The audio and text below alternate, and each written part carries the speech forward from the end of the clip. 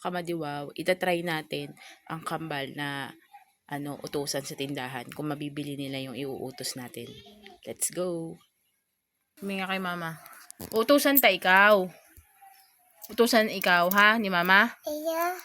Ang bibilin mo, ang babakalon mo sa tindahan ay sabong panlaba. Ang laba. Sabi mo kay Pajun, Pajun, pabakal po sabong panlaba. Iya.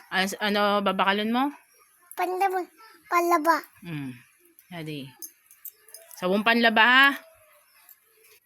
Ang duwa. Sabong panlaba. Saro lang yan.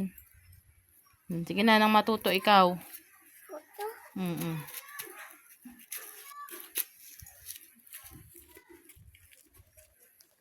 Saan kita? Iya. Ha? Ang babakalon mo naman kay Pajun. Ang babakalon mo kay Pajun, betchin. Uutusan ka ni mama. Iya. Ang babakalon mo sa tindahan, betchin. Iya. Ano sasabihin mo kay Pajun? Pitin.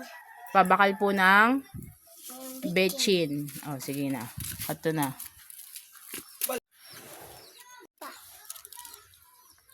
Ano binakal mo? Ang laba. Akin na daw. Kung nakabakal ka. Tama ba yung binili mo? Akin na. Bigay mo kay mama. Akin na yung sabong panlaba. Ikaw, ano naman nabili mo? Ang laba. Ang sabong panlaba, ano kapot-kapot mo? Akin na yan. Ano to? Pitin pang pitin. Betchin. Mga very good na kamong kambal.